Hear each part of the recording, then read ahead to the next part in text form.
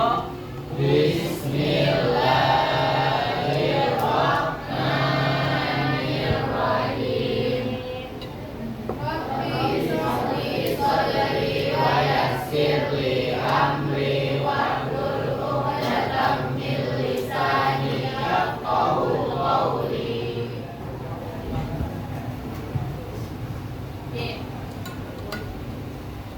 Minggu semalam kalian sudah belajar tentang kewajiban Berdakwah. Kakak mau nanya, apa sebenarnya dakwah? Mengajak seorang menjalankan perintah Allah, ajaran Islam. Jadi kalau misalnya nggak tanya, dakwah itu sama nggak sama tabligh, sama khutbah? Sama. Sama. Berarti dakwah ada rukunnya? Nggak ada. Ada. Sedangkan khutbah ada? Ada. Berarti Beda. beda. Oke, kita lanjut. Jadi definisi dakwah yang kakak tahu di sini adalah dakwah itu berasal dari kata yang berarti jadi dari ulama Quraisy di sini mendefinisikan dakwah sebagai seruan dan ajakan kepada keinsafan atau usaha mengubah situasi menjadi lebih baik dan sempurna. Jadi di sini kita setelah kita ini mengalami era-era modern saat ini, dakwah itu nggak hanya dilakukan secara lisan kan? Iya kan? Ya. Bahkan semua orang itu bisa berdakwah melalui apa? Media sosial. Jadi kalau kakak tanya nih, contoh seorang pendakwah yang baik itu gimana? Bisa nggak kalian Bisa. gimana? Contoh seorang pendakwah yang baik. Dia menggunakan kata-kata yang baik, tidak menutup haknya dalam dia berdakwah. Selanjutnya, Selanjutnya dia bijaksana dalam menyampaikan dakwahnya sesuai bentuk dengan apa yang dia sampaikan. oke, cuma itu aja dulu. Masih banyak lagi yang bisa disampaikan teman-teman. Ada yang lain? Ada yang lain? Dia tidak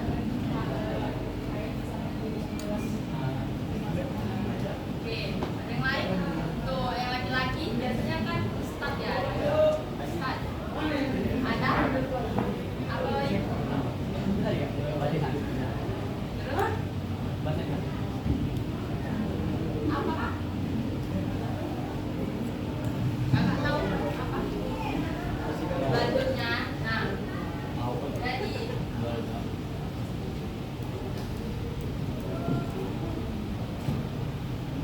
Jadi syarat menjadi pendakwah itu apa? Bisa dibacakan yang mengangkat ujung babak. Ya. Syarat menjadi pendakwah. dakwah pertama itu mendalam tentang Al-Quran dan Sunnah. Kedua berakhlak mulia. Ketiga keterampilan berdakwah. Keempat kesehatan jiwa dan kelima sikap berdakwah. Oke. Kalau misalnya Kak Ilham jadi lengkap nggak? Enggak. Kenapa? Karena tanpa kesehatan jiwa dan pikirannya dia nggak bakal bisa mendalami Al-Quran itu, dia nggak bakal bisa menerapkan segala kerja dan Oke. Tapi sekarang fenomena dakwah di media sosial itu kalau udah dibilang bagus atau ning, kenapa kita melihat mereka sebagai pendakwah yang sangat-sangat wow gitu? Sedangkan yang kiai itu bapaknya nggak? Ya, Iya kan? Yang kiai itu bapaknya. Kenapa kita terlalu menghormati yang berlebihan? Sedangkan menurut kakak iman itu nggak bisa diwarisi. Iya kan? Iya. Walaupun bapaknya beriman belum tentu anaknya Beriman. Terus, ini kan lagi ada fenomena yang kontroversial kan? Iya kan? Yes. Masalah Gus Dur. Gus Presiden mau. itu termasuk sebagai pelecehan. Iya nggak? Jadi kalau dia udah ngerti ilmu, oke, bisa dia apa? Dia bisa menghafalkan semua Al-Quran atau apa. Tapi dia kan nggak ada kesehatan jiwa di sini. Dia nggak bisa mikir. Itu yang dilakukan itu baik atau enggak? Iya kan? Jadi kalau kakak tanya lah, ini kan kakak tulis sudah ustaz-ustaz di sini, ustaz-ustaz yang pasti kalian kenal gitu kan. Ini media dakwahnya, terus cara berdakwahnya, keterampilan berdakwah itu pasti beda kan? Iya. Oke, kakak mau nanya ke beberapa orang untuk menjelaskan gitu, jelaskan bagaimana sih ustadz ini atau ustazah ini mendakwakan ajaran Islam itu. Oke, siapa yang kenal Ustadz Adi Hidayat? Nah, Nah, silakan kak jelaskan gimana kak cara dia berdakwah gitu. Bisa berdiri? Saya Ustaz Adi Hidayat punya dakwah yang sangat berbeda dari ustaz lainnya. Karena cara dia berdakwah itu keras tapi tegas. Dia selalu menekankan tafsiran ayat Quran. Dia bahkan ayat posisi ayat di mana, terus halamannya berapa, semuanya itu spesifik dijelaskan. Kalau misalnya yang lain mungkin nggak sespesifik kayak Ustaz Adi Hidayat, cuma Ustaz Adi Hidayat itu habis menjawab berbeda dari Ustaz. Oke, terima kasih. Tepuk tangan. Selanjutnya, Ustaz Abdul Somad. Siapa yang menjelaskan dari media dakwah, keterampilan dakwahnya, bagaimana dia berdakwah? Ustaz Abdul Somad siapa? Jadi sebelumnya terima kasih pada KTFI saya yang sudah menjelaskan mengenai klasifikasi dari Ustaz Adi Hidayat ini. Nah, dari kita lihat Ustaz Adi Hidayat ini cukup kontras dengan Ustaz Abdul Somad. Yang pertama, Ustaz Adi Hidayat ini dia lebih ke ilmiah ya ngejelasin. Kayak dia bisa ngejelasin tentang black hole dengan pakai cara yang emang ada di secara ilmiah gitu kan. Kayak bahkan sejarah Isra Mi'raj saja dihubungkan sama fisika maupun kimia gitu kan. Nah, sedangkan Ustaz Abdul Somad ini mungkin dari audiensnya dia udah beda. Kebanyakan adalah ibu-ibu dan bapak-bapak, dan kebanyakan adalah orang-orang yang dimana punya suka dalam berdakwah itu ada canda-candaannya, lucu dan santuy lagi bahwa untuk diamalkan gitu. Jadi Ustaz Abdul Somad ini dari dakwahnya aja selain dari media sosial juga dia seringnya itu berkunjung ke daerah-daerah kecil, bisa kayak di kampung-kampung, misalkan dia pernah juga ke Tangsel dan sebagainya. Nah, cara dia berdakwah ini seperti yang sudah saya bilang tadi, dia menggunakan dakwah yang mendekatkan diri kepada audiensnya dengan cara canda dan menghubungkan dengan hal-hal yang emang terjadi di dunia keluarga gitu, masyarakat gitu. Makanya orang-orang bahkan kebanyakan ibu-ibu yang lebih suka Abdul Somad ini. Sekian dari saya. Dianya bahasanya ya, Abdul Somad itu terkenal dengan bahasanya yang mengikuti daerah. Oke, tepuk tangan untuk Nuril. Kakak Mamat, nah ini ustazahnya, Ustazah Halimah Leijus dan Ustazah Diana Dewi. Siapa yang kenal Ustazah Halimah Leijus? Yang lain nggak ada yang kenal? tapi nggak ikut-ikut. Nggak ikutin tadi. Ada nggak yang perempuan yang kenal yang biasanya pengajian gitu? Nggak kenal sama sekali.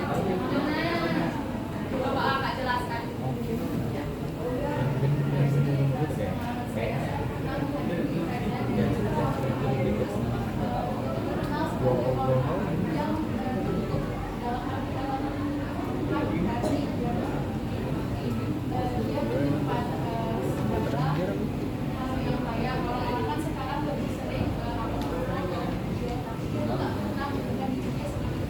Tapi suara dia menyampaikan kajian dia terkenal di mana-mana. Dan itu menginspirasi saya sebagai muslimah untuk menjadi muslimah yang taat kepada Allah, bahkan menjaga saya untuk tidak kayak foto yang salah malah. Terus dia bikin kajiannya, dia nggak tahu, dia memutuskan untuk melepaskan dia, tapi dengan syarat kita tuh nggak boleh merekam, video dan lain-lainnya. Oke.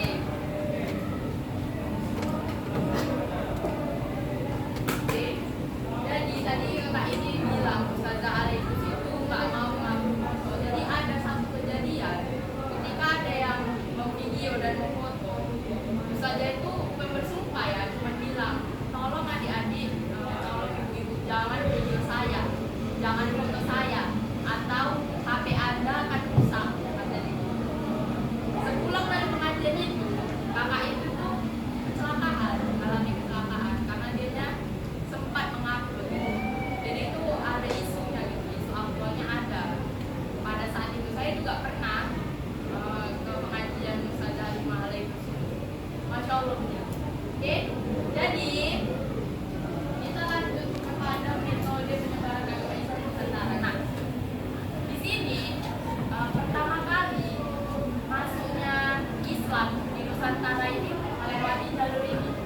Dan jalur ini disebut juga dengan jenis-jenis metode penyebaran agama Islam.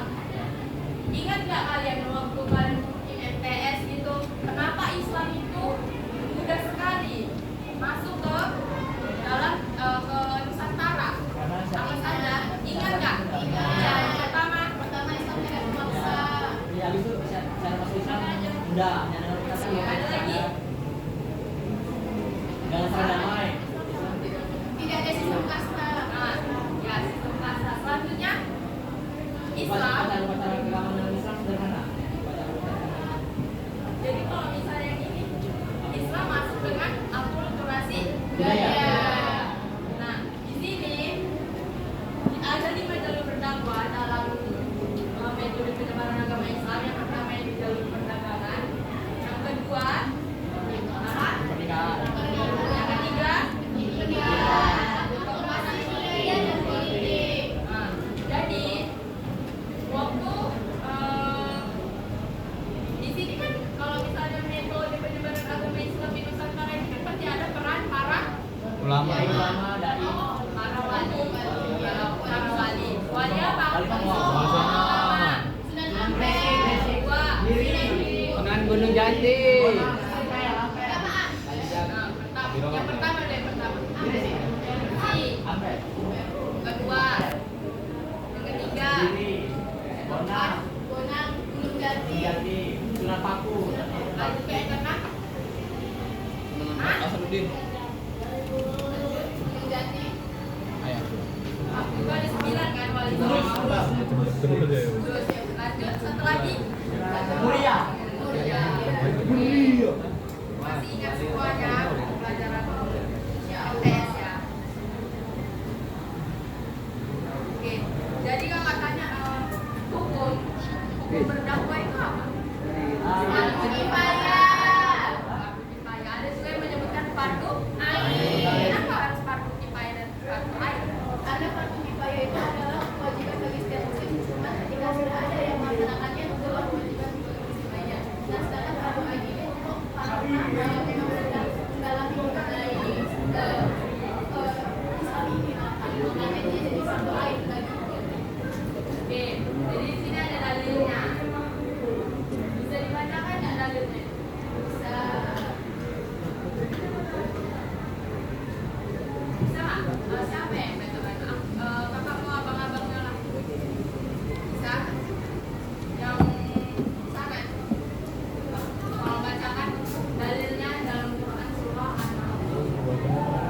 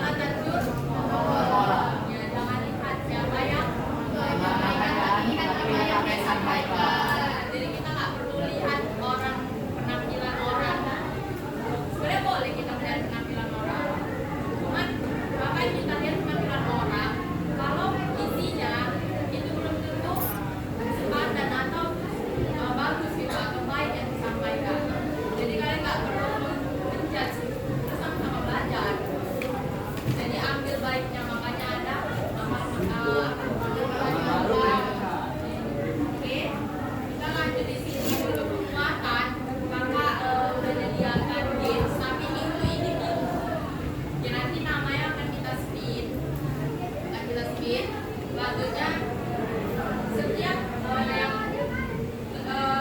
udah kena spin gitu namanya, misalnya nama Nuril, jadi dia pilih box yang mana dan itu isinya pertanyaan singkat, nggak terlalu ya pokoknya basic lah. Jadi itu langsung dijawab pada saat oke. Aku ulang ya. Oke, kita spin ya. Iya, kagak nambah gua.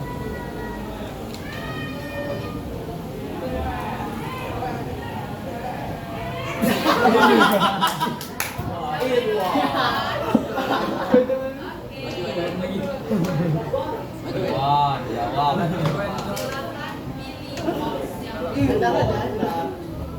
Silakan pilih box yang mau box yang mana? Berdiri bang. Box yang mana? Nomor berapa? 13. Jawab. Apa salah satu media Berdakwah. Islam di Nusantara? Oke, ada lagi? Lanjut.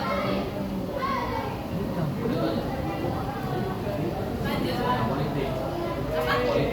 Politik, lanjut. Tadi ada berapa? Budaya, oke, silakan duduk. Langsung kasih nilai ya nanti. Irwan. Loh, kan tergantung kalian cara milihnya gimana. Oke, lanjut.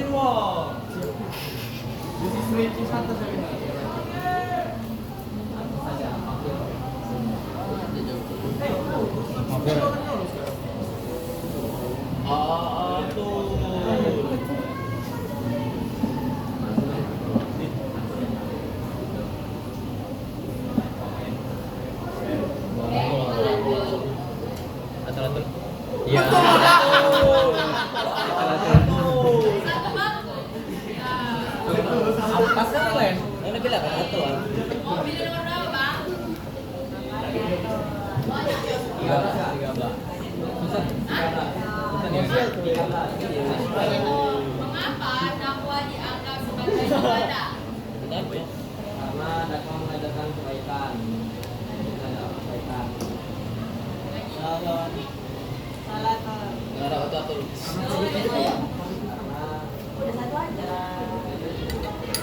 Alasan apa? Biarkan dianya mengembangkan imajinasi sendiri. Jangan Kita untuk mendekatkan diri kepada Allah. Menjadi lebih baik lagi. Halo. Atur tuh. oke. Kita lanjut ya. Kau enggak Tahu. Nias. Kami pernah di situ. Kak semua ini. Enggak. 39 kotaknya yang aku tampar. Upload. Nah, kita lanjut ya. Nias dia. Kenapa laki-laki terus? Halo. Halo. Halo. Arin. Eh. Semuanya sama. Silakan, Kak.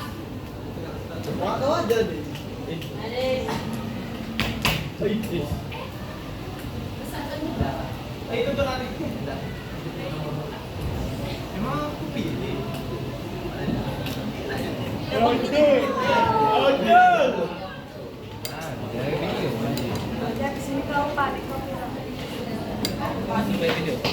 Tadi kan nomor berapa ya?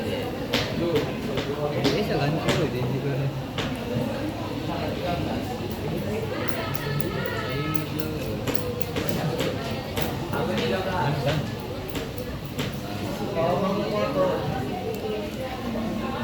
Gue berada di posisi dulu. Iya. Najwa. Ya Najwa.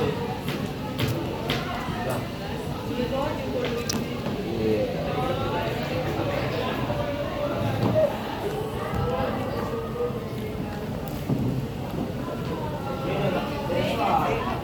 Oh, acak dia, Pak. Dia akhirnya banget. Berarti nanti kalau ada soal yang ya, soal yang berapa soal yang belum. Oke, Kak, nanti mau pilih nomor berapa, Kak?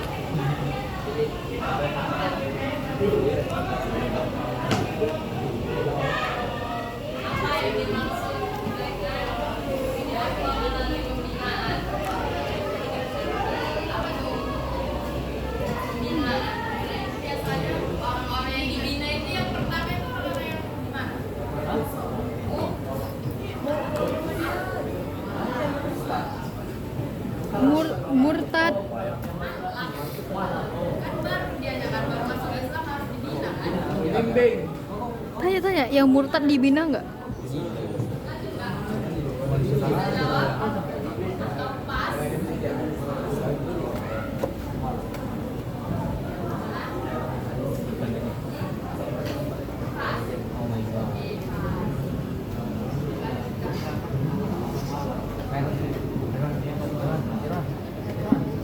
Selain itu main kaki ya.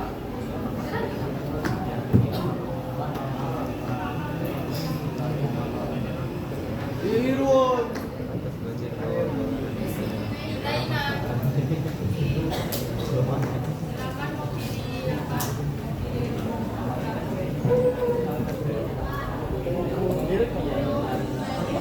Kenapa enggak? 19 aja Kak. 19. Ini tanggal berapa? Udah. Lanjut yang lain. 39 Kak.